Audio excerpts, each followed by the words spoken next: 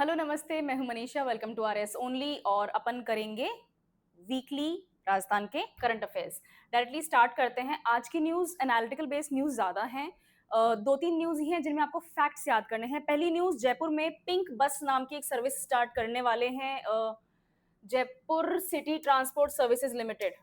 ठीक है, pink buses start करेंगे, विमेन के लिए होंगी। कलर से ही पता चल जाएगा। पहली बात तो एक तो ये जेंडर को कलर से डिवाइड करना मुझे आज तक समझ में नहीं आया, पर चलो ठीक है, सच इज द नॉर्म।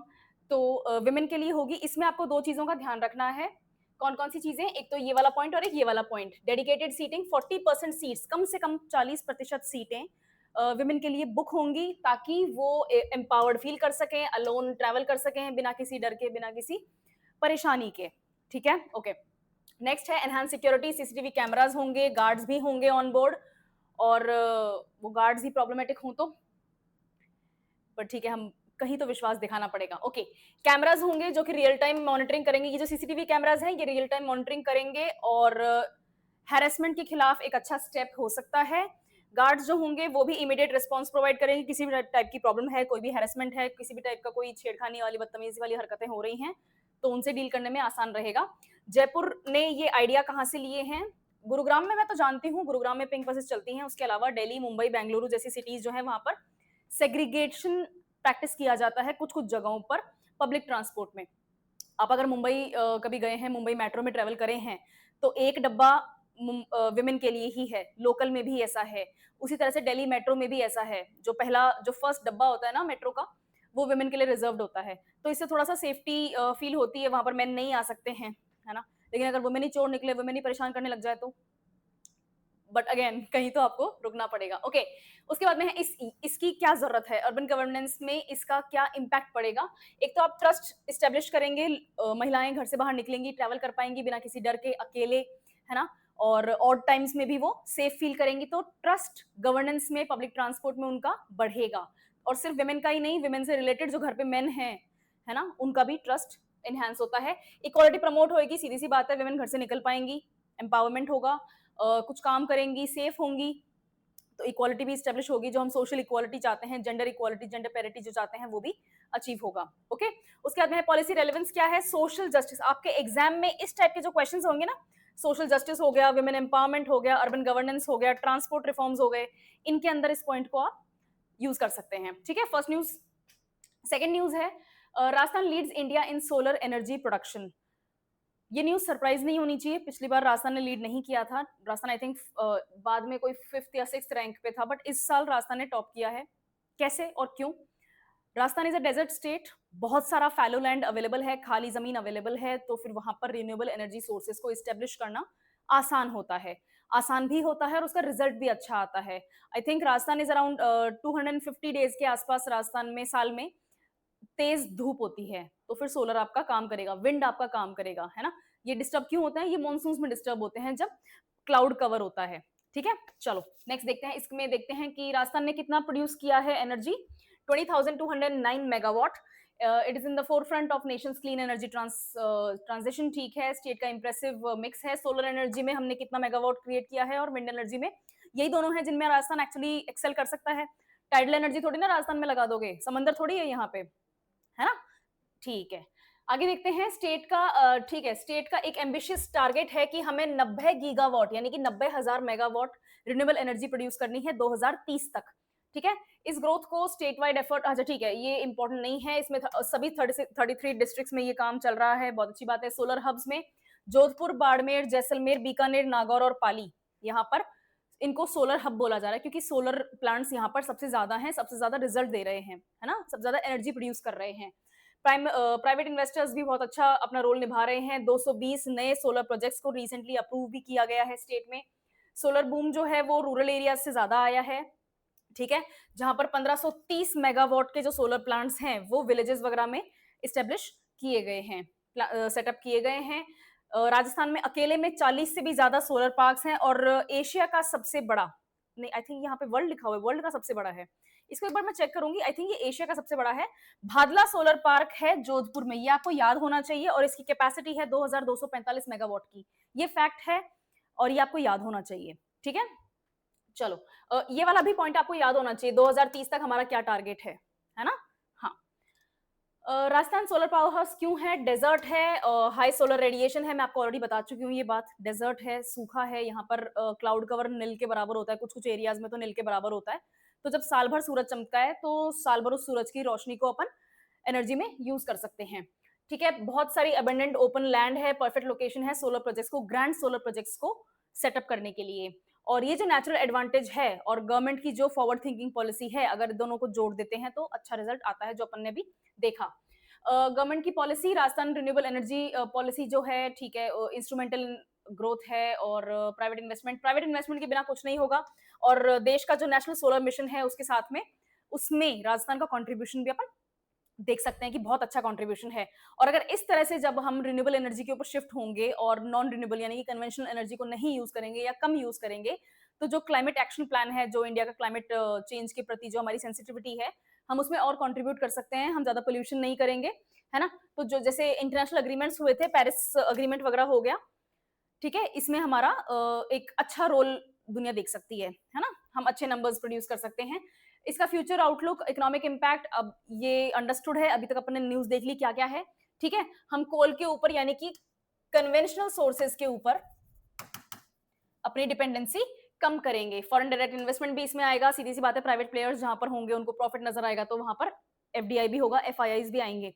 ठीक है, एम्प्लॉयमेंट होगा, जहां पर जितने ज्यादा कंस्ट्रक्शन होंगे, ये जो सोलर प्लांट है इसको सेटअप करने के लिए आपको बहुत बड़ी मशीनरी चाहिए होती है, मतलब प्लांट की खुद की मशीनरी नहीं होती है, लेकिन कहीं से तो आप सोर्स कर रहे हो, है ना। फैक्ट्रीज स्टेब्लिश होंगी, लोग इसमें इन्वेस्ट करेंगे तो एम्प्लॉयमेंट जनरेट होगा। ठीक है, ओके, स्पेशली रूरल रीजन्स में वहां बहुत ज्यादा जरूरत है। आई थिंक यहाँ पर एक दो मस्कीटोज हैं आज जो कि मुझे परेशान कर रहे हैं। Anyway, the state is focused on increasing grid integration. हमारा काम ज्यादा से ज्यादा फोकस इस चीज के ऊपर है कि ग्रिड इंटीग्रेट किया जा सके। जो नेशनल इलेक्ट्रिसिटी का ग्रिड है उसके साथ में हम जो सोलर इलेक्ट्रिसिटी प्रोड्यूस कर रहे हैं उनको लिंक कर सकें। ठीक है, और देश का जो ग्रीन हाइड्रोजन प्रोजेक्ट है हम उसमें भी कंट्रीब्यूट करें। ठीक है, storage infrastructure, intermediate nature of solar supply. ठीक है, तो सोलर सप्लाई जो है वो भी अच्छे से अवेलेबल है। इसमें सबसे ज्यादा चैलेंजेस क्या है? लैंड एक्विजिशन, स्पेशली उन जगहों पे जहां पर प्राइवेट लैंड है ना, तो लैंड एक्विजिशन में बहुत ज्यादा बॉटलनेक्स हैं, कोर्ट चले जाते हैं लोग, कभी स्टे पड़ जाता है कि यहाँ पर मत ही करो, कोर्ट ने स्टे कर दिया है तो रुक जाता है सब कुछ काम, दूसरे कहीं पे आपको वही काम वापस जीरो से स्टार्ट करना पड़ेगा, लैंड एक्विजिशन वाला। ठीक है, ट्रांसमिशन बॉटलनेक आपको ऑलरेडी पता ही है, जो ट्रांसमिशन लॉस होते हैं, आई थिंक इसका रेडियस होना चाहिए 5 किलोमीटर। तो जो जहां पर सोलर प्लांट है सेटअप किया हुआ है वहां से ग्रिड 5 किलोमीटर से अगर ज्यादा होगी दूर तो ट्रांसमिशन लॉस बहुत ज्यादा होने लग जाता है, तो वो भी आपके लिए एक चैलेंज है। ठीक है, एनर्जी स्टोरेज जो है उस बहुत बड़ी बड़ी बैटरीज आती हैं, ये जो बैटरीज होती हैं इनका कॉस्ट बहुत ज्यादा होता है, बहुत महंगी आती हैं। ठीक है, तो रूरल एरियाज में कोई अगर खुद के यूज के लिए और कि भाई एक्स्ट्रा बचेगा तो मैं डिस्कॉम वालों को सेल कर दूं अपनी इलेक्ट्रिसिटी, उनके लिए ये मुश्किल हो जाएगा क्योंकि ये इस कॉस्ट को, बैटरीज को अफोर्ड नहीं कर सकते। ठीक है, और सोलर पावर को कन्वेंशनल एनर्जी सोर्स के साथ में बैलेंस करना भी एक बहुत बड़ा चैलेंज है। नेक्स्ट न्यूज आपकी है कि राजस्थान की जो प्रिजन हैंडल करने वाले पुलिस ऑफिसर, बहुत बहुत ही लोकल लैंग्वेज में, बहुत ही ज्यादा कॉमन लैंग्वेज में आपको बताती हूँ क्या होता है। कोई आपका कॉन्विक्ट है, ठीक है, या अंडर ट्रायल भी है, वो प्रिजन में है ना। जब वो प्रिजन में होते हैं तो हमारी कोशिश ये रहती है कि हम उनको रिफॉर्म करें बजाय कि उनके ऊपर बस प्रताड़नाएं करने के। ठीक है ना, हम ब्रिटिश नहीं है ना, वो काम उनका था। हम प्रिजन किसी को भेजते हैं तो हमारा ये एम रहता है कि हम उनको रिफॉर्म करें। तो प्रिजन में उनको एक तरह से रिहेबिलिटेट होने का मौका दिया जाता है, उनको स्किल्स प्रोवाइड किए जाते हैं, उनको गुड बिहेवियर सिखाया जाता है। ठीक है, तो इन सबको अप्लाई करना और मैनेज करना, वो भी क्रिमिनल्स के साथ में, क्योंकि प्रिजन में कौन जा रहा है, या तो अक्यूज्ड हैं या फिर कॉन्विक्ट्स हैं, तो क्रिमिनल्स ही हैं, है ना। अक्यूज्ड फिर भी अब क्रिमिनल नहीं है लेकिन ऑन रोड टू दैट वाली बात हो जाती है। ठीक है, तो हम चाहते हैं कि उनको मैनेज करना, अब वो जो मैनेजमेंट है वो डिफिकल्ट है। तो प्रेसिडेंट ऑफ इंडिया रिकॉग्नाइज करते हैं उन पुलिस ऑफिसर्स को जो कि प्रिजन को हैंडल कर रहे हैं कि उन्होंने अच्छा काम किया है। ठीक है, गुड, यही न्यूज है। इसमें आपके लिए नेम्स इंपॉर्टेंट है, रामाकांत शर्मा जी का, योगेश तेजा जी का, सागर सिंह गुर्जर और लोकोजल सिंह जी का। इन चारों के आपको नेम्स जरूरी हैं, याद होने चाहिए। ये कहां पर पोस्टेड हैं? प्रिजन हेडक्वार्टर्स में। ये कहां पर पोस्टेड है? हनुमानगढ़ में। ये कहां पर पोस्टेड है? जयपुर में। और लोकोजवल जी कहां पर पोस्टेड है? टोंक में। ठीक है, इन कहाँ कहाँ पे कौन कौन पोस्टेड है, इनको कौन कौन से प्राइज मिले हैं, मेडल्स मिले हैं। रमाकांत शर्मा जी को मेडल मिला 2018 में। और बाय द वे यही एक पुलिस ऑफिसर हैं जिनको, आई थिंक ये दूसरे पुलिस ऑफिसर हैं जिनको 2 बार सेकेंड टाइम ये अवार्ड मिला है। ठीक है, 4 officers were distinguished with president's medal for outstanding correctional services. हम उनको करेक्ट कर रहे हैं, पनिश नहीं कर रहे हैं।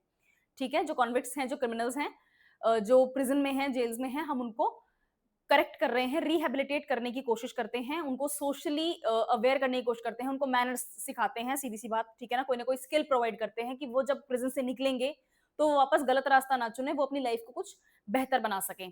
ठीक है, तो इनको करेक्शनल सर्विसेज बोला जाने लग गया है। ठीक है, ये 4 नाम आपके लिए जरूरी हैं। न्यूज समझ में आ गई होगी कि क्यों मिला है। Very good. रामाकांत शर्मा जी जो हैं became the only second officer of the department's history to be awarded with this award twice. पहले कौन थे? उनसे पहले राजेंद्र सिंह जी थे जिनको 2 बार यही अवार्ड मिला था। ठीक है, 4 ऑफिसर्स और हैं जिनको अप्रिशिएट किया गया है, इनको कोई अवार्ड नहीं मिला है, इनको सर्टिफिकेट्स मिले हैं, अप्रिशिएट किया गया है, ये रहे वो चारों नाम। ठीक है, और 22 ऑफिसर्स और स्टाफ हैं जिनको ऑनर किया गया है अति उत्तम सेवा चिन्ह और उत्तम सेवा चिन्ह के साथ में। ये 2 मेडल्स और हैं, अति उत्तम सेवा चिन्ह और उत्तम सेवा चिन्ह। इसके अंदर 22 ऑफिसर्स और स्टाफ भी है जिनको रिकॉग्निशन मिला है। ठीक है, समझ में आया? बहुत इजी थी। नाम आपके लिए जरूरी हैं, इन ऑफिसर्स के नाम आपको आने चाहिए। स्पेशली रमाकांत शर्मा जी जो हैं उनका नाम जरूर आना चाहिए, बिकॉज वो एक माइलस्टोन फैक्ट है आपके लिए। ओके, कौन देता है? Ministry of home affairs present करते हैं और रिकॉग्नाइज करते हैं इनकी अच्छी सर्विस के लिए, ताकि वो किस किस फील्ड में? करेक्शनल और प्रिजन एडमिनिस्ट्रेशन के फील्ड में। ठीक है, ओके। ये एक्नॉलेज करते हैं इंडिविजुअल्स को जिन्होंने डिमॉन्स्ट्रेट किया है unwavering integrity, reform initiatives, high level of discipline और long standing dedication to their duties. ये 4 कैटेगरीज में अगर आपने अच्छा परफॉर्म किया है तो आपको चांस है कि मिनिस्ट्री ऑफ होम अफेयर्स इस मेडल से रिस्पेक्ट ऑनर करे। ठीक है, और ये हाथ में देगा कौन आपको? मेडल प्रेजेंट कौन कर रहे हैं? प्रेसिडेंट ऑफ इंडिया कर रही हैं। ठीक है, इसका सिग्निफिकेंस क्या है इनका? जैसे इनको रमाकांत शर्मा जी को 2 बार रिकॉग्नाइज किया है। ठीक है, इससे ये पता चलता है कि इन्होंने अपनी एक्सीलेंस को सस्टेन करके रखा है और कंटिन्यूअसली कंट्रीब्यूट किया है डिपार्टमेंट के बेटर होने में। ओके, ठीक है। This reflects continued high performance that few are able to maintain throughout their careers. बहुत कम लोग हैं जो बहुत अच्छा अचीवमेंट पूरी करियर में अपना मेंटेन कर पाते हैं, तो ये एक तरीके का रिकॉग्निशन का तरीका है।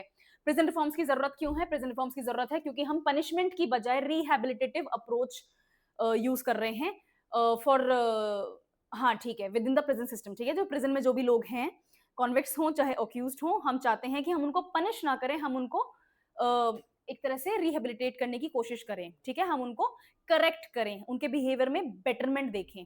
गुड। ये क्या इससे क्या एनकरेजमेंट मिलता है? ट्रांसपेरेंसी का, ह्यूमन राइट्स को होल्ड करके रखने का। ठीक है ना, ऐसा नहीं कि मतलब लड़ाई दंगा हो रहा है जेल के अंदर और पुलिस वाले खुद ही इन्वॉल्व हो रखे हैं, ऐसा नहीं होना चाहिए। तो ऐसा क्यों नहीं होगा? क्योंकि जब वो अच्छा बिहेवियर दिखाएंगे तो हम उनको अवार्ड वगैरह देंगे, तो वो मोटिवेट होंगे कि अच्छा बिहेवियर, पुलिस को भी तो जरूरी है ना कि वो अच्छा बिहेवियर दिखाएं, राइट। रिहेबिलिटेशन ऑफ इनमेट्स, अच्छा हाँ, इनको इनमेट्स बोलते हैं, जो प्रिजन में होते हैं इनको इनमेट्स बोलते हैं। ये भी कोई भूलने वाला वर्ड है? It was like I just forgot about it. ठीक है, recognising staff for their efforts boost, moral boosting होता है, इनका मोटिवेशन बना रहता है अच्छा काम करने के लिए, अकाउंटेबिलिटी सेट होती है। ठीक है, वो मोटिवेट होंगे तो अच्छा काम भी करेंगे। सर्विस मेडल्स, अच्छा ठीक है, ये आपको मैंने ऑलरेडी बता दी है, अति उत्तम सेवा चिन्ह और उत्तम सेवा चिन्ह। ठीक है, नाम से ही पता चल रहा है, अति उत्तम मतलब एक्सट्रीमली गुड, है ना, सेवा मतलब सर्विस, और उत्तम सेवा चिन्ह मतलब गुड सेवा। ठीक है ना, गुड सर्विस सेवा। ठीक है, hard work of middle and lower level employees जो होते हैं प्रिजन के, उनको रिकॉग्नाइज, उनका हार्डवर्क और उनका बेस्ट बिहेवियर रिकॉग्नाइज करने के लिए ये दोनों, हाँ जी, ये दोनों अवार्ड्स होते हैं। ठीक है, by acknowledging that dedication the department improves morale and reinforces, same point है, इनको भी तो मोरल की जरूरत है ना, इनको भी तो मोटिवेशन की जरूरत है, इनको भी तो अच्छा अगर ये बिहेवियर दिखाएंगे तो रिकॉग्निशन की जरूरत है। सेम चीज यहाँ पर है, इनके अंदर भी डिसिप्लिन होना चाहिए, इनके अंदर भी प्रेजेंट को मैनेज करने के लिए एफिशिएंसी होनी चाहिए। आपकी नेक्स्ट न्यूज है कि ताइक्वांडो में जो कि बैंकॉक में हो रहे हैं, उसमें बच्चों ने बहुत अच्छा प्रेजेंटेशन किया है, इनमें से 2-3 बच्चे जयपुर के हैं। ठीक है, ओके। गोल्ड मेडल किसको मिला है? इन तीनों को, इन चारों को मिला है, और सिल्वर मेडल समर्थ सिंह एक बच्चे को मिला है। ये आपको नाम याद होने चाहिए, किसको कौन सा मेडल मिला है। ठीक है, हर वीकली न्यूज में मैं आपको कोई ना कोई स्पोर्ट्स की न्यूज दे रही हूँ, और हर स्पोर्ट्स की न्यूज में कोई ना कोई मेडल्स आ रहे हैं। ये आपको मेडल्स याद रखने हैं, नाम याद रखने हैं। ठीक है, जैसे वर्ल्ड पुलिस गेम्स में किसने जीता, वर्ल्ड पुलिस गेम्स हुए थे अभी, police and fire workers game, है ना, ये आपको याद करना है, मतलब इसमें कोई कॉम्प्रोमाइज नहीं है। ओके, तो अभी से नोट्स बनाना शुरू कर दो, बहुत सारे मेडल्स आए हुए हैं, बहुत लोगों ने बहुत कुछ अचीव किया है, स्पेशली स्पोर्ट्स की कैटेगरी में, ये याद होने चाहिए आपको। मेडल से याद कर लो, गोल्ड मेडल है मनस्वी सैनी का, विनय राज शर्मा का, दीपिका केशवानी का और अंकित प्रजापत का, और सिल्वर मेडल है समर्थ सिंह का। ठीक है, ताइक्वांडो चैंपियनशिप हुई है थाईलैंड में, उसका, थाईलैंड की कैपिटल है बैंकॉक, राइट। ओके, अब ये सिग्निफिकेंस है कि क्रिकेट के अलावा भी लोग स्पोर्ट्स में इंटरेस्ट ले रहे हैं, और उसमें भी जो इंडियन स्पोर्ट्स हैं या जो अदरवाइज मोर पॉपुलर स्पोर्ट्स हैं, जैसे रेसलिंग वगैरह हो गया, हॉकी हो गया, कबड्डी हो गया, सिर्फ वही नहीं, ऐसे स्पोर्ट्स जो मेन स्ट्रीम ही नहीं है, अब ताइक्वांडो है ना, कंगफू है, ये मेन स्ट्रीम, या फिर स्पारिंग है, ये मेन स्ट्रीम स्पोर्ट्स नहीं है, ये बहुत पॉपुलर नहीं है, लेकिन उनके अंदर भी बच्चे इतना अच्छा परफॉर्म कर रहे हैं, मेडल्स ला रहे हैं, तो इट्स अ पॉजिटिव साइन की सोसाइटी इनके प्रति एक वार्मथ दिखा रही है, हम एक्सेप्टेंस दिखा रहे हैं। ठीक है, और ये सब ला पाए हैं, इसका मतलब इंटरेस्ट है लोगों का इस स्पोर्ट्स में, और इंटरेस्ट होगा तो अब गवर्नमेंट या प्राइवेट प्लेयर्स जो हैं इसमें इन्वेस्ट करेंगे तो स्पोर्ट्स का इंफ्रास्ट्रक्चर खड़ा होगा, अब तो सीडी बन जाएगी, अब तो समझ में आ गया क्या हो रहा है, वेरी गुड। ठीक है, पॉलिसी फ्यूचर इंप्लीकेशंस मैं आपको ऑलरेडी बता चुकी हूँ, ठीक है ना, importance of strong support system, dedicated coaches होंगे, क्लब्स होंगे, फैमिली बैकिंग होगी, ये सब कुछ तभी पॉसिबल है जब कोई ना कोई अचीव करके दिखाए।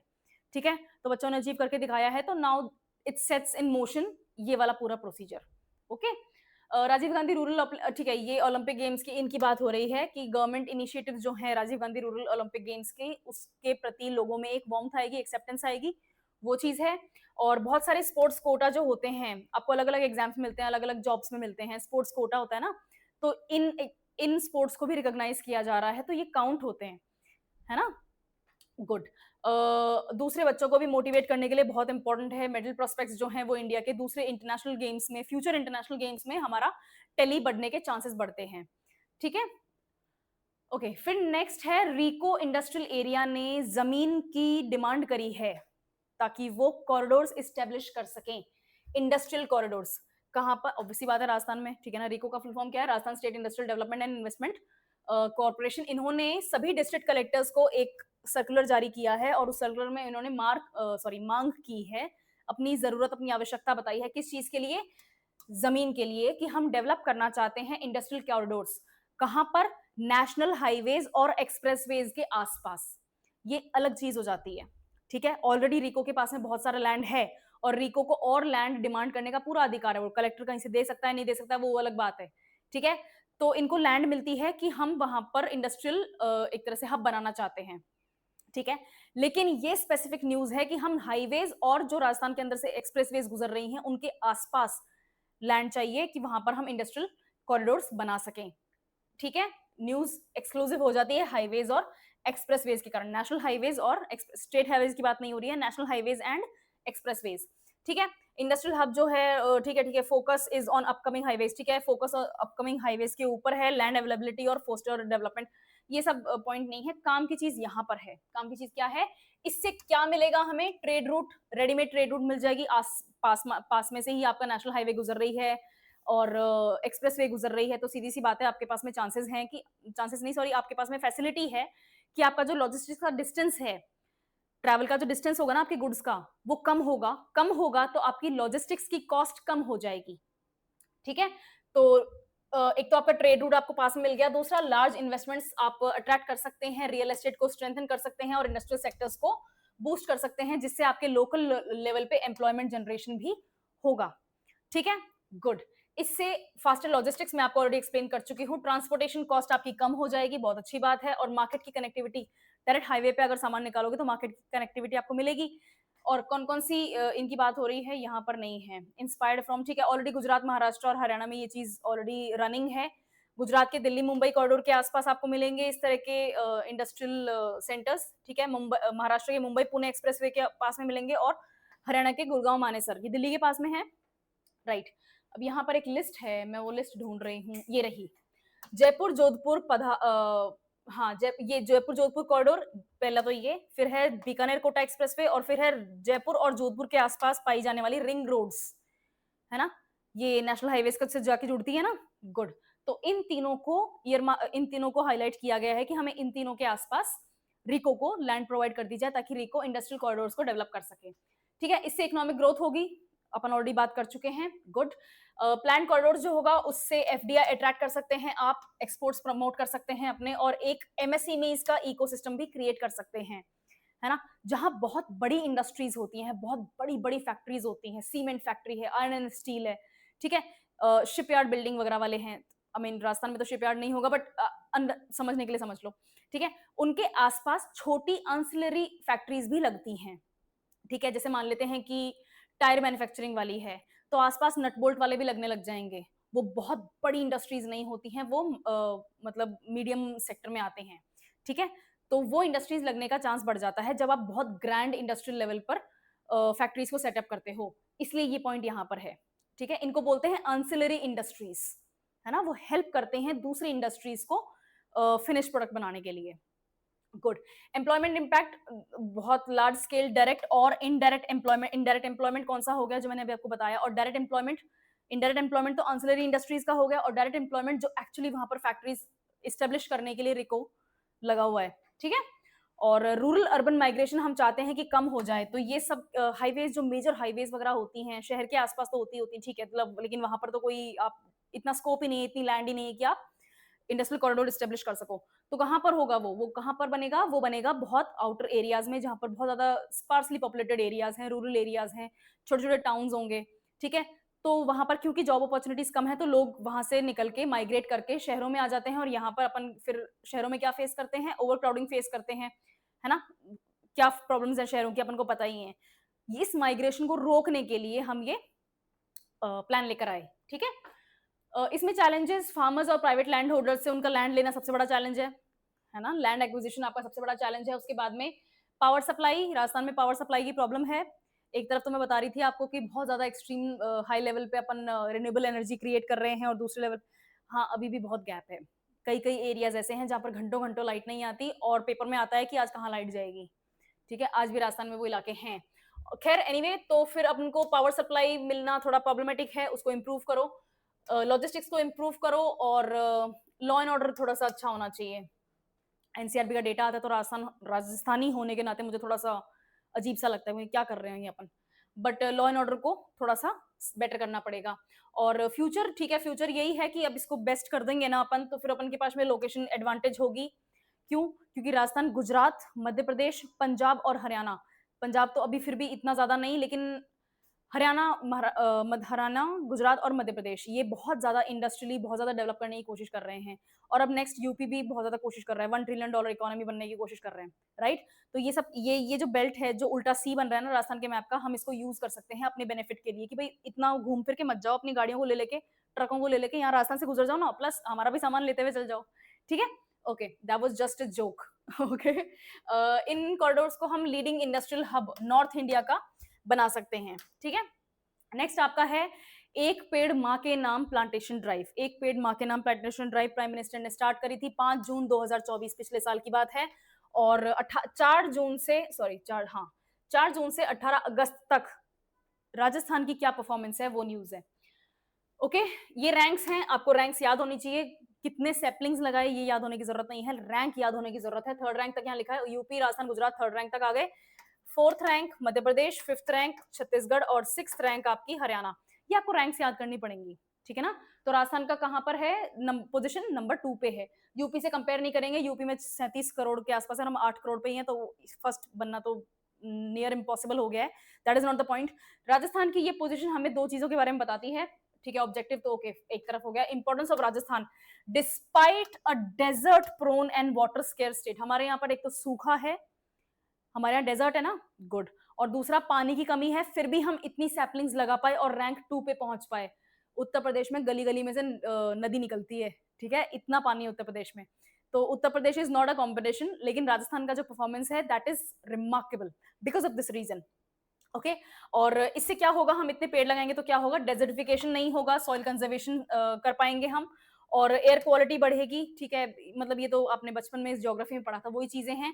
और ग्राउंड वाटर रिचार्ज, क्योंकि राजस्थान में ग्राउंड वाटर बहुत ज्यादा डीप होता जा रहा है, जिसके कारण फ्लोराइड और मिनरल पॉइजनिंग होने के चांसेस बढ़ जाते हैं, तो हम उससे डील करना चाहते हैं, पेड़ लगाएंगे तो होगा। आपने नाम सुना है एक कावेरी ड्राइव का, है ना, सदगुरु की है कावेरी ड्राइव। इन्होंने ये पेड़ लगाने वाला जो कैंपेन है ना, बहुत ग्रैंड लेवल पे शायद इनका है भी कि हम 100 करोड़ पेड़ लगाएंगे। तो कावेरी बेल्ट में और उस तरफ है। वैसे तो ये पूरे इंडिया में फेमस है, उन्होंने पूरे इंडिया में इसको ट्रैवल करके बहुत ज्यादा करा भी, और यहाँ पर भी बहुत ज्यादा इसको, राजस्थान में भी बहुत ज्यादा ट्रैक्शन मिला था, बट इनका मेन फोकस खैर साउथ में था। कावेरी ड्राइव के जैसा ही है ये, है ना। इसको थोड़ा सा इमोशनल टच देने की कोशिश की है प्राइम मिनिस्टर ने, ताकि आप जुड़े इस क्या कहते हैं उस मुहिम से कि पेड़ लगाने हैं। ठीक है, okay. Rajasthan green Rajasthan mission और स्टेट लेवल एफोरेस्टेशन गोल्स जो है, एफोरेस्टेशन क्या होता है, पेड़ लगाना, है ना, जंगल क्रिएट करना। डिफोरेस्टेशन क्या होता है, जंगलों को काट देना और फैलो लैंड छोड़ देना। ठीक है, ओके। तो हम क्या चाहते हैं, एफोरेस्टेशन हो। नेशनल इंपॉर्टेंस, जो नेशनली डिटरमाइंड अग्रीमेंट्स हैं अपने कॉन्ट्रीब्यूशन पेरिस एग्रीमेंट में, उसके करीब पहुंचने का हमें चांस मिल जाएगा।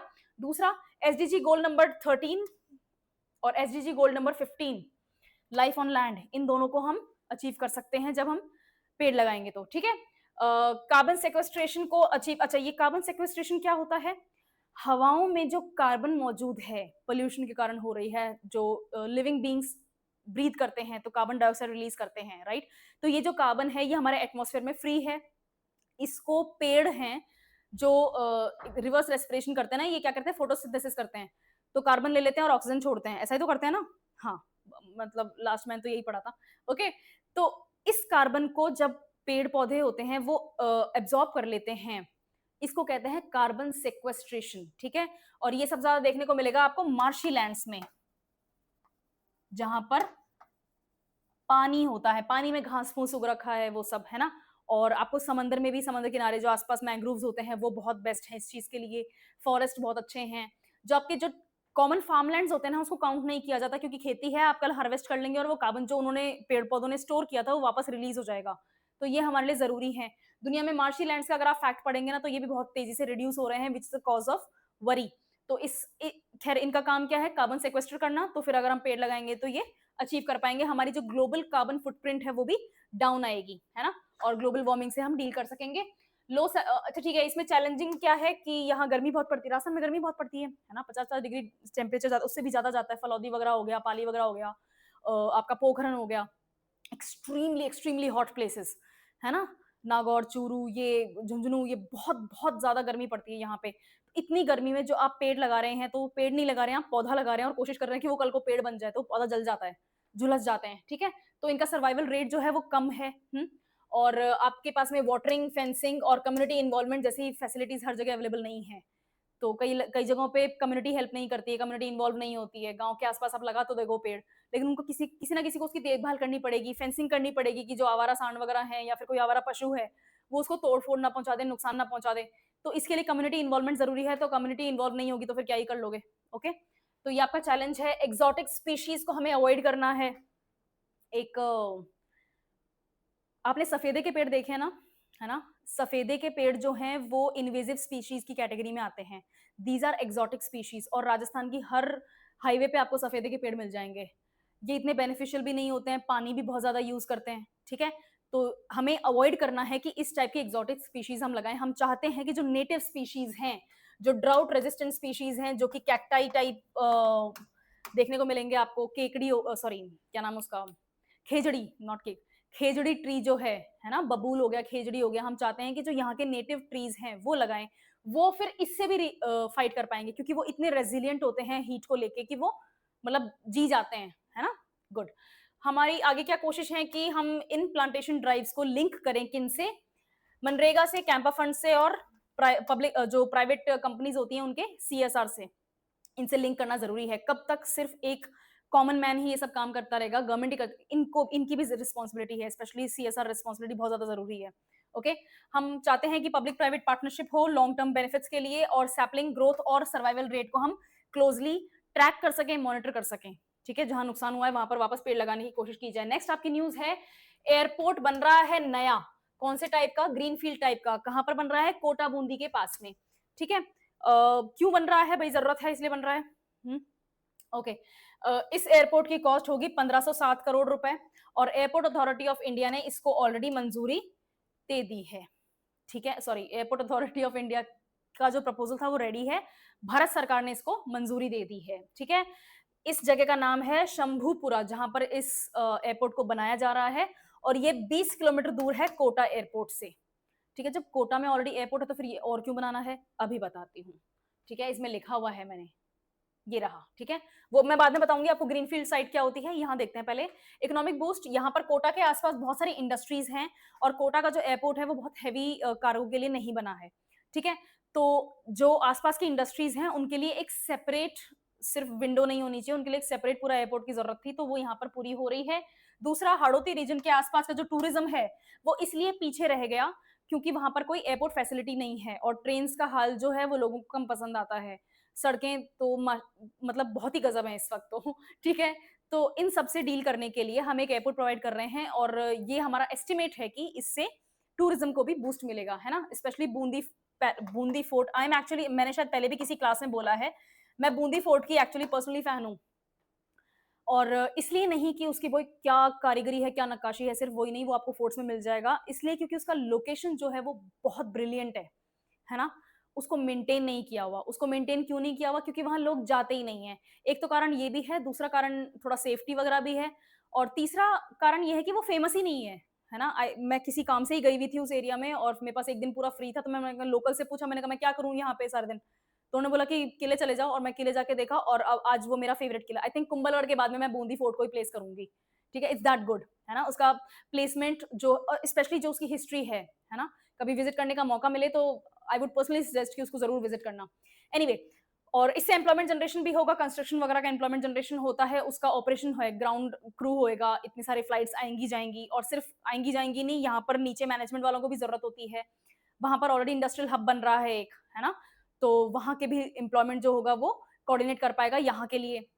ये सब। ग्रीन फील्ड एयरपोर्ट क्या होता है, कोई भी ग्रीन फील्ड साइट क्या होती है, सिर्फ एयरपोर्ट्स के लिए ही नहीं है ये, किसी भी टाइप की ग्रीन फील्ड जो बिजनेस साइट होती है उसका क्या मतलब होता है। ग्रीन का क्या मतलब होता है, हरा भरा, और फील्ड का क्या मतलब होता है, जमीन।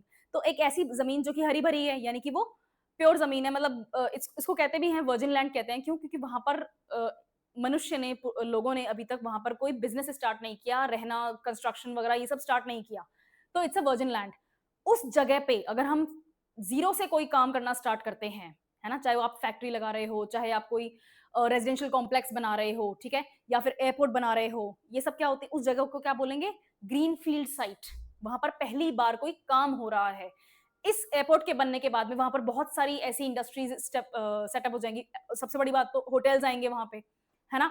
होटल्स आएंगे, तो अब वो जो होटल्स आएंगे ना, वो ग्रीन फील्ड साइट पे नहीं आ रहे, वो ब्राउन फील्ड साइट पे आ रहे हैं। ठीक है, ये इकोनॉमिक्स की टर्म्स होती हैं। ग्रीन फील्ड क्या है, जो कच्ची जमीन है जहां पर आप पहली बार कोई काम कर रहे हैं। ब्राउन फील्ड क्या है, जहां पर ऑलरेडी आपको फुटप्रिंट मिल रहा है देखने को, आप उस फुटप्रिंट का फायदा उठाने के लिए कोई और काम वहां पर स्टार्ट कर रहे हैं, वो ब्राउन फील्ड होता है। ठीक है, चलो। स्ट्रेटेजिक इंपॉर्टेंस, इंडिया की कोचिंग कैपिटल कहते हैं कोटा को, है ना, तो वहां पर ऑलरेडी बहुत फुटप्रिंट है, और ऑल इंडिया से लोग वहां पर बच्चे पढ़ने आते हैं, और सिर्फ कभी कभी तो सिर्फ बच्चे अकेले आते हैं, लेकिन ज्यादातर बार उनके पेरेंट्स वगैरह या फिर उनके कोई सिबलिंग्स वगैरह हैं वो भी आते हैं। ठीक है, तो when you are coming with people, you need something to ease in travel, है ना। और लाखों बच्चे आते हैं एनुअली पढ़ने के लिए, तो जो एयरपोर्ट की डिपेंडेंस, इनकी जो डिपेंडेंसी है जयपुर और दिल्ली एयरपोर्ट्स के ऊपर, यहाँ से बसें जाती हैं, जयपुर से ही ट्रेन और बसेस कोटा के लिए एक्सक्लूसिव, है ना, तो उसके ऊपर थोड़ा सा आपको ईज मिलेगा। और साउथ ईस्टर्न राजस्थान को भी हम मेट्रो सिटीज से कनेक्ट करने की कोशिश कर रहे हैं। गुड। लैंड और इंफ्रास्ट्रक्चर, इतने हेक्टेयर लैंड मार्क की गई है, और A321 एयरक्राफ्ट जो हैं उनके लिए सेफ बनाया जा रहा है, मतलब ये शायद सबसे बड़े एयरक्राफ्ट होते हैं, और जो मेजर इंडियन सिटीज में ही उतरते हैं, तो हम इतना बड़ा एयरपोर्ट बना रहे हैं कि ये भी वहां पर अपनी रिपेयर वगैरह करा सकें, मेंटेनेंस वगैरह करा सकें, लैंड कर सकें, टेक ऑफ कर सकें। ठीक है, पॉलिसी लिंकेज, प्रधानमंत्री का सपना था ना, उड़े देश का आम नागरिक। प्राइम मिनिस्टर मोदी ने बहुत बार इसको अपने स्पीचेस में भी यूज किया है, इसके ऊपर बहुत काम भी हुआ है, तो उड़े देश का आम नागरिक से हम इसको अलाइन करने की कोशिश कर रहे हैं। दूसरा, नेशनल इंफ्रास्ट्रक्चर पाइपलाइन और प्रधानमंत्री गति शक्ति प्लान के साथ में भी हम इसको लिंक कर रहे हैं। ठीक है, ये दोनों आपको पता ही है ऑलरेडी, नेशनल इंफ्रास्ट्रक्चर पाइपलाइन और प्रधानमंत्री गति शक्ति प्लान। अगर ये आपको नहीं पता तो मुझे कमेंट्स में बता देना, मैं आपके लिए इसके लिए सेपरेट वीडियो टॉपिक, क्योंकि ये थोड़े लेंदी टॉपिक्स हैं, मैं यहाँ पर शॉर्ट में उसको नहीं समझा पाऊंगी। ठीक है, फ्यूचर प्रोस्पेक्ट्स क्या हैं, फ्यूचर प्रोस्पेक्ट्स हैं हाड़ौती रीजन का जो एग्रीकल्चर प्रोड्यूस है, सैंडस्टोन है, हैंडीक्राफ्ट्स है, ऑलरेडी मैंने आपको बताया वहां पर ऑलरेडी बहुत इंडस्ट्रीज हैं, तो उनको लॉजिस्टिक्स कम लगेगा, ट्रांसपोर्टेशन कॉस्ट कम लगेगी, पास में ही एयरपोर्ट होगा तो वो दूर के इलाकों तक भी अपना सामान भेज सकते हैं, ठीक है। और अच्छा, इसमें ये लिखा है कि भाई आने वाले टाइम में हम कार्गो में इन्वेस्ट कर सकते हैं, ठीक है, एक ही बात है वैसे, ठीक है। ट्रैवल टाइम कम होगा, लॉजिस्टिक्स की टाइम कम होगी, लॉजिस्टिक्स की कॉस्ट कम होगी, जो इन्वेस्टमेंट है इस रीजन में वो बढ़ेगा। अगले महीने से प्रोजेक्ट पे काम शुरू हो जाएगा, सितंबर 2027, 2 साल लगाएंगे, ठीक है। ओके, फर्स्ट कमर्शियल फ्लाइट हम एक्सपेक्ट कर रहे हैं 2027 में स्टार्ट हो, और पायलट ट्रेनिंग फैसिलिटीज भी यहाँ पर प्रोवाइड की जाएंगी। नेक्स्ट आपकी न्यूज है, Rajasthan emerges as top investment destination in Q1। Investment destination Rajasthan top में आया है, इतने नए प्रोजेक्ट्स आए हैं, इतने लाख करोड़ का इन्वेस्टमेंट आने की बात हुई है। 86% इस इन्वेस्टमेंट का कितना लाख है, 2.7 लाख करोड़ जो है, उसका 86% इन्वेस्टमेंट जो है वो एनर्जी सेक्टर में आ रहा है। ऑब्वियस है, मतलब थोड़ी देर पहले अपन ने बात करी थी, गुड, ठीक है। स्पेशली सोलर और विंड एनर्जी में इतने प्रोजेक्ट्स, महाराष्ट्र में इतने प्रोजेक्ट्स हैं, और 2,66,000 करोड़, सॉरी हाँ, 2.66 लाख करोड़ का इन्वेस्टमेंट आया, जो कि सेकंड पोजीशन पे है। गुजरात थर्ड पोजीशन पे है, ये रहा। 459 प्रोजेक्ट्स आए हैं और 2.09 लाख रुपीस का इस लाख करोड़ का इनके पास में इन्वेस्टमेंट आया, बहुत अच्छी बात है। कुछ ज्यादा ही नहीं है अपन 41, अच्छा प्रोजेक्ट्स कम है अपने पास में, इन्वेस्टमेंट ज्यादा आया है, ऐसा है, इंटरेस्टिंग है। चलो ठीक है, पिछले क्वार्टर में हमारी पोजीशन फोर्थ थी, है ना, मैं थोड़ा सा खुद ही भटक गई, आई डाइग्रेस। एनीवे, तो इस क्वार्टर में राजस्थान ने इन्वेस्टमेंट पोटेंशियल टॉप दिखाया है, और पिछले क्वार्टर में हमारा इन्वेस्टमेंट जो था वो फोर्थ पोजीशन पे था ऑल इंडिया लेवल पे। और क्वार्टर कौन सा है, ये रहा Q1 फाइनेंशियल ईयर, ठीक है, फाइनेंशियल ईयर 2024-25 का, हाँ उसका क्वार्टर, सॉरी 2025-2026 का जो फर्स्ट क्वार्टर था उसका रिजल्ट है ये, ठीक है। राजस्थान एनर्जी में लीडरशिप दिखा सकता है, हमारे पास में डेजर्ट है, हायर सोलर रेडिएशन अवेलेबल है, विंड कॉरिडोर्स हम क्रिएट कर सकते हैं क्योंकि यहाँ बहुत हवाएं चलती हैं, बिकॉज डेजर्ट है, बिकॉज गर्मी ज्यादा पड़ती है, ठीक है। बेसिक ज्योग्राफी तो आपको आती है एटमॉस्फेयर की, उसी की बात हो रही है। रिन्यूएबल एनर्जी हब बना सकते हैं हम इंडिया का राजस्थान को, बहुत अच्छी बात है। पॉलिसी पुश, हम investor friendly renewable energy policies लेकर आ रहे हैं, जिससे फायदा पड़ रहा है, लैंड बैंक्स अवेलेबल हैं, और सिंगल विंडो क्लियरेंसेज हमने प्रोवाइड करी है राजस्थान सरकार ने, ठीक है। और प्राइवेट इन्वेस्टमेंट का हम क्या रोल देख रहे हैं कि ये अडानी ग्रीन्स और रिन्यू पावर्स और ये एक्समी अज्योर, ये जो पावर क्या कहते हैं इनको, इंडस्ट्रीज हैं पावर की, जो बहुत बड़े बड़े ब्रांड्स हैं, ये राजस्थान में आके इन्वेस्ट कर रहे हैं सोलर और विंड प्रोजेक्ट्स में, ठीक है। इस चीज का आपको ध्यान रखना पड़ेगा कि कौन से स्टेट में क्या ज्यादा चलेगा, ठीक है। राजस्थान के हो, राजस्थान में सोलर और विंड एनर्जी भरपूर मात्रा में चलेगी, मतलब दबा के एनर्जी प्रोड्यूस करो, इतनी यहाँ पर सोलर पड़ती है, ठीक है। इसकी इकोनॉमिक सिग्निफिकेंस क्या है, जॉब क्रिएशन होगा कंस्ट्रक्शन और मेंटेनेंस में, और अलाइड सेक्टर्स को बूस्ट मिलेगा, यही वो अलाइड सेक्टर्स हैं जिनको मैंने बोला था कि एंसिलरी इंडस्ट्रीज एस्टेब्लिश होंगी, ठीक है। इंफ्रास्ट्रक्चर, इक्विपमेंट, मैन्युफैक्चरिंग और लॉजिस्टिक्स में हम अलाइड इंडस्ट्रीज को या फिर एंसिलरी इंडस्ट्रीज को एस्टेब्लिश कर सकते हैं। Long term improvement in state revenues via GST and royalties, ठीक है, समझ में आ गया, बहुत इजी है। नेशनल इंपॉर्टेंस क्या है इसकी, बहुत ज्यादा इंपॉर्टेंस है, क्योंकि नेशनल लेवल का जो हमारा रिन्यूएबल एनर्जी का टारगेट है उसमें राजस्थान की बहुत बड़ी भूमिका है, ठीक है, वो हम प्रोवाइड कर पाएंगे यहाँ पर। और 2070 तक हमें नेट जीरो होना है, 2030 तक हमें 500 गीगावाट्स प्रोड्यूस करने हैं। बाय द वे, ये 500 गीगावाट्स अभी शायद लास्ट मंथ जुलाई में ही प्रोड्यूस हो चुके हैं, 2025 जुलाई में, है ना। इसकी बहुत बड़ी न्यूज भी आई थी, प्राइम मिनिस्टर ने खुद ने इसको ट्विटर पे, एक्स पे सॉरी, शेयर किया था कि हमने 2030 का जो हमारा टारगेट था वो 2025 में ही अचीव कर लिया है, ये 500 गीगावाट्स वाला, ठीक है। और हमारे आगे क्या चैलेंजेस हैं, अगेन सेम प्रॉब्लम है, ग्रिड कनेक्टिविटी। राजस्थान में ग्रिड कनेक्टिविटी एक प्रॉब्लम है, अगर आपने थोड़ा सा भी ट्रैवल किया है राजस्थान में, मतलब ट्रैवल इन द सेंस इन्हीं चीजों को पता करने के लिए, तो आपको पता होगा कि हर जगह जहां पर भी सोलर प्लांट है या फिर विंड प्लांट है, उनकी सबसे बड़ी शिकायत यही होती है कि एक्सक्यूज मी, डिस्कॉम से हमें कनेक्टिविटी अवेलेबल नहीं हो रही है ना। तो जो सेंट्रल डिस्कॉम है उससे कनेक्टिविटी बहुत बड़ी प्रॉब्लम है, तो इसको थोड़ा सा डील करने की जरूरत है। स्टोरेज सॉल्यूशंस, ये बैटरी और ग्रीन हाइड्रोजन की जो स्टोरेज सॉल्यूशंस हैं, अगर आप इसी चैनल पे मेरी पुरानी वीडियो देखेंगे, उसमें मैंने आपको बताया है लिफ्ट इरिगेशन प्रोजेक्ट सोलर वाला, है ना। राजस्थान का पहला बूंदी में बन रहा है solar powered lift irrigation project in Bundi, इसी नाम से आपको मिल जाएगा, मेरी ही वीडियो है, उसमें मैंने आपको ये बैटरी वाला जो सिस्टम है ना, उसमें बहुत अच्छे से डिटेल में एक्सप्लेन किया है। So if you want to check it out, you can go over there and check that video out, ठीक है। और सबसे बड़ी प्रॉब्लम लैंड एक्विजिशन की है, मैंने आपको पहले ही बताया है, फार्मर्स की और प्राइवेट ओनर्स की जब लैंड होती है और वो कोर्ट चले जाते हैं और कोर्ट स्टे दे देता है, तो वहां बहुत बड़ी प्रॉब्लम आ जाती है। अब तो फिर भी कोर्ट्स ने काफी कॉपरेट करना शुरू कर दिया, पहले चलते स्टे मिल जाते थे, वो ज्यादा प्रॉब्लम होती थी। खैर, पार्टनरशिप कॉन्क्लेव बना रहे हैं, उसको क्या बोले हैं, राजस्थान राइजिंग राजस्थान बोला है ना। चीफ मिनिस्टर इसमें डायरेक्टली इन्वॉल्व हैं, और कब डिसाइड किया है, जयपुर में होगा 9 और 10 दिसंबर को। इसी में प्रवासी भारतीय दिवस भी है 10 तारीख का, ठीक है, ये याद है ना? मैंने एक बार पिछली वीडियो में बताया था आपको प्रवासी राजस्थान दिवस किस बार है, किस डेट पे है? 10 तारीख को है, 10 दिसंबर को इस साल, ठीक है। रोड शो किए जाएंगे, प्लान किए गए हैं दिल्ली, हैदराबाद, सूरत, कोलकाता और यूएई में, फॉरेन कंट्री भी है एक, है ना। हम रोड शो कर रहे हैं, एक तरह से ऐड कर रहे हैं राइजिंग राजस्थान का। हम चाहते हैं कि दुनिया आए यहाँ पर इन्वेस्ट करे, ठीक है, ग्लोबल और डोमेस्टिक इन्वेस्टर्स को अट्रैक्ट करने के लिए। इस तरह के स्पेशल सेशंस बनाए गए हैं जिसमें हम यूथ और वुमेन एम्पावरमेंट एक्सप्लेन कर रहे हैं। ये थीम्स हैं बाय द वे, हेल्थ की, एनर्जी, इंडस्ट्री, टूरिज्म डिस्कशंस, ठीक है। इस तरह की चीजों के टॉपिक्स के ऊपर हम डिबेट्स और डिस्कशंस ऑर्गेनाइज करने वाले हैं। और माइनिंग और पेट्रोलियम प्री समिट भी की जाएगी। ये अपने आप में एक बहुत ग्रैंड इंडस्ट्री है, इसको इसलिए अलग से स्पेस मिला है। पहली बार प्रवासी राजस्थान दिवस जो है वो 10 दिसंबर को मनाया जाएगा। इसका कारण क्या है कि हम ऑलरेडी फॉरेन इन्वेस्टर्स को अगर अट्रैक्ट करने की कोशिश कर रहे हैं, तो जो फॉरेन राजस्थानीज हैं जो बाहर चले गए हैं, जो बहुत अचीवमेंट्स अपने लाइफ में जिन्होंने किए हैं, तो हम उनको रिकॉग्नाइज भी करें, अवार्ड भी करें और कोशिश करें कि वो भी कुछ वापस आए और इन्वेस्टमेंट करें अपने खुद के होम स्टेट के ऊपर, ठीक है। समझ में आ गया? गुड। इसका यही वो है, यूज है। एमओयूज साइन किए गए थे 4.25 लाख करोड़ के, जिनमें से ज्यादातर जो हैं वो मटेरियलाइज भी हो गए हैं, यहाँ पर लिखा हुआ है।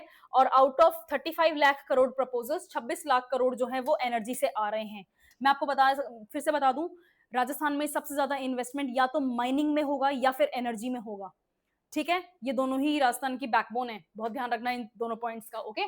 कोई एक के लिए दूसरा मत भूल जाना, राइट। फिर है अबाउट राइजिंग राजस्थान कॉन्क्लेव। ये कॉन्क्लेव भजन लाल जी ने स्टार्ट किया था। उससे पहले I think ex chief minister Vasundhara Raje जो थी, उन्होंने स्टार्ट किया था रिसर्जेंट राजस्थान। मुझे अच्छी तरह याद है, मैं जयपुर आई थी देखने के लिए, और स्पॉटलेस क्लीन था ये शहर आपका जयपुर सिटी। एनीवे, स्टेट की फ्लैगशिप इन्वेस्टमेंट समिट है जो कि डोमेस्टिक और फॉरेन इन्वेस्टमेंट को अट्रैक्ट करने के लिए बनाई गई है। इसमें हम चाहते हैं कि एम्प्लॉयमेंट बूस्ट हो, डायलॉग बिटवीन पॉलिसी मेकर्स और इंडस्ट्रियलिस्ट। जो गैप होता है इंडस्ट्रियलिस्ट को क्या चाहिए, हम कहाँ फैक्ट्री एस्टेब्लिश करना चाहते हैं, उसके लिए हमें क्या क्या फैसिलिटीज चाहिए, अगर पॉलिसी मेकर्स को वो पता ही नहीं होंगी तो कैसे अपना एक अच्छा इन्वायरमेंट प्रोवाइड कर पाएंगे। तो इनके बीच में एक डायलॉग एस्टेब्लिश होना चाहिए और प्रेफरेबली पब्लिक में एस्टेब्लिश होना चाहिए ताकि ट्रांसपेरेंसी बनी रहे।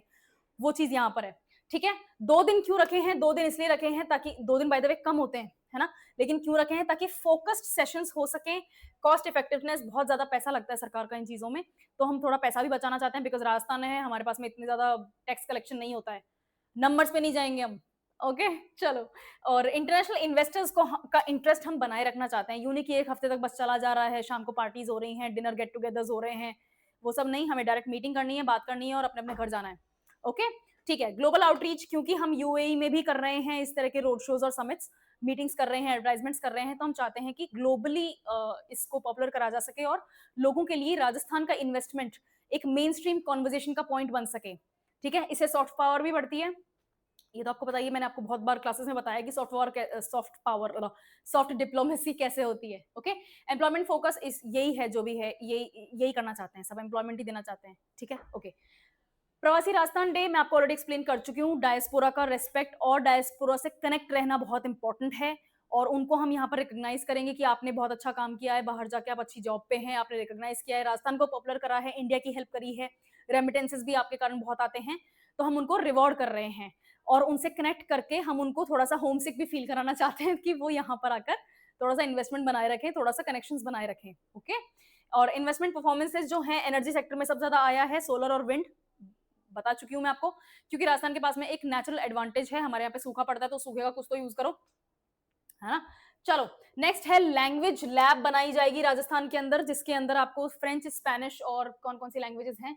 अच्छा मैं चलो शुरू से चलते हैं अपन, जापानीज है शायद, कहाँ लिखा हुआ नहीं है, ये रहा, ठीक है ना। इंग्लिश, फ्रेंच, स्पेनिश और जापानीज लैंग्वेजेस यहाँ पर आपको सिखाई जाएंगी ताकि आपके जॉब के प्रोस्पेक्ट्स बढ़ सकें, फॉरेन में भी आपकी जॉब लग सके, एज ए ट्रांसलेटर आपकी जॉब लग सके, ठीक है।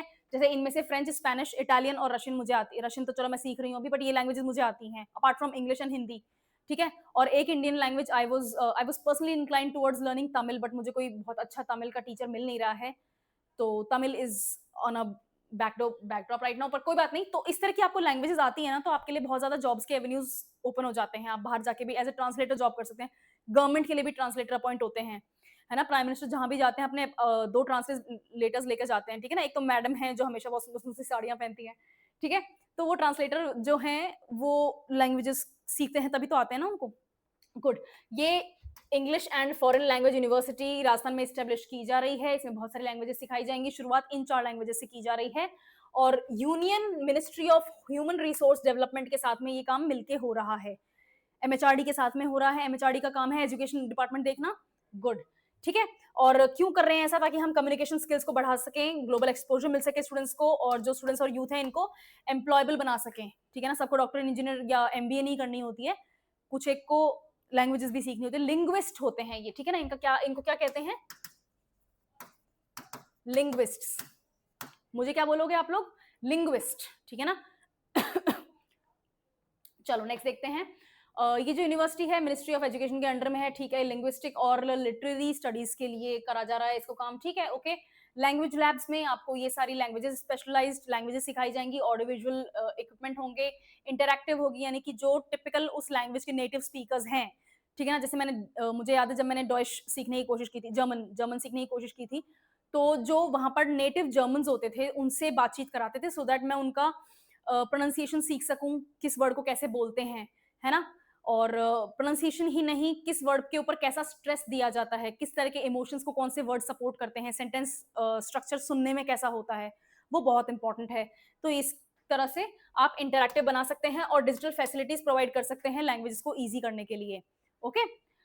फिर है importance of Rajasthan global job market से आपको लिंक कर दिया जाएगा। टूरिज्म सेक्टर में भी बहुत इंपॉर्टेंट है। राजस्थान में दुनिया भर से लोग घूमने के लिए आते हैं, और उनको जिनकी फर्स्ट लैंग्वेज इंग्लिश नहीं है या जिन्होंने कभी लाइफ में इंग्लिश नहीं बोली, उनको 4 शब्द इंग्लिश के सीखने पड़ते हैं ताकि वो इंडिया आके कुछ समझ सकें, है ना? जो यहाँ के जो टूर गाइड्स होते हैं उनसे। क्योंकि अच्छा ठीक है, आपके पास में कोई पोर्चुगीज आया है, कोई पोर्चुगल से या फिर कोई अर्जेंटीना से या इन जगहों से कोई घूमने आया है, उनकी फर्स्ट लैंग्वेज क्या है? उनकी लैंग्वेज है पोर्चुगीज। वो इंग्लिश सीखते हैं ताकि वो हिंदी स्पीकिंग स्टेट में आके पोर्चुगीज ना बोल सके, नहीं बोल सकते कि हिंदी बोल लेंगे तो इंग्लिश बोल लेंगे तो हमें कुछ समझ में आ जाएगा कि हम क्या देख रहे हैं, है ना? तो दिस वाज वेरी फनी। मैं चित्तौड़गढ़ फोर्ट जब घूमने गई थी ना, तो वहां पर एक गाइड थे। He was very young boy, कोई 18-19 साल का सा बच्चा था, एंड वो मेरे सामने 8 लैंग्वेजेस में बात कर रहा था, and I was able to converse with him in all those languages. और it was very surprising to me कि उसको कोई फॉर्मल वोकेशनल ट्रेनिंग नहीं मिली है उन लैंग्वेजेस की, उसने बस इंटरनेट के ऊपर सीख ली उन लैंग्वेजेस को, which is very very interesting for me. तो उनके लिए एक जॉब ओपन हो सकता है। इंटरनेशनल ट्रेड और डिप्लोमेसी में भी आपके काम आते हैं। मैंने आपको बता दिया कि गवर्नमेंट को ट्रांसलेटर्स की जरूरत पड़ती है, राइट? ठीक है। नेशनल एजुकेशन पॉलिसी में 3 लैंग्वेज फॉर्मूला बताया था सरकार ने अभी, है ना? तो उसमें आपको ईज ऑफ लैंग्वेज चॉइस मिल जाएगी, और opportunities for high education, foreign university में आप पढ़ना चाहते हैं तो उसमें भी आपको हेल्प मिलेगी। ठीक है। इंग्लिश स्पीकिंग कंट्रीज के अलावा, जैसे यूरोपियन कंट्रीज हो गए या फिर साउथ अमेरिकन कंट्रीज हो गए, अफ्रीकन कंट्रीज हो गए, इनमें इंग्लिश क्या है? सेकंड लैंग्वेज है, थर्ड लैंग्वेज है। कुछ कुछ जगहों पे तो इंग्लिश को इतनी मान्यता ही नहीं है। तो अगर आपको वहां की लोकलाइज लैंग्वेज आएगी और आप स्मूथली बोल सकते हैं, एग्जाम पास करते हैं, तो आपको सिटीजनशिप भी मिलती है, तो इसमें हेल्प मिल जाएगी। ओके। और एम्प्लॉयमेंट जनरेशन आईटी में, हॉस्पिटैलिटी में, बीपीओज ही नहीं, सिर्फ इसको केपीओज, नॉलेज प्रोसेस आउटसोर्सिंग में भी इसका अच्छा स्कोप है। और टूरिज्म का मैं आपको एक्सप्लेन कर ही चुकी हूँ। कल्चरल एक्सचेंज और सॉफ्ट पावर, सॉफ्ट डिप्लोमेसी मैंने आपको कई बार एक्सप्लेन किया है, वही पॉइंट है। और global communication skill, languages are very important. ठीक है। अपन कई बार न्यूज में देखते हैं कि सदर्न स्टेट्स जो हैं वो लैंग्वेजेस को लेके बहुत ज्यादा डिफेंसिव हो जाते हैं, है ना? तो वो क्यों होते हैं? Because language is your first identity, है ना? नेशनल आइडेंटिटी, आपकी रिलीजियस आइडेंटिटी, ये सब एक बार साइड में रह जाएंगी। आपकी कल्चरल आइडेंटिटी, ये भी आप साइड में रख सकते हो। आपकी लैंग्वेज जो है वो आपकी मदर्स आइडेंटिटी है, वो बहुत इंपॉर्टेंट है। तो लोग उसको थोड़ा सा उसके लिए इमोशनल जुड़े हुए होते हैं।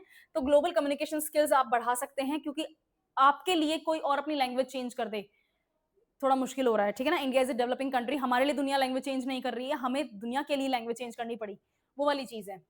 ठीक है। फिर है Swami Vivekananda scholarship for academic excellence, जिसमें कुछ नई गाइडलाइंस रिलीज की गई हैं।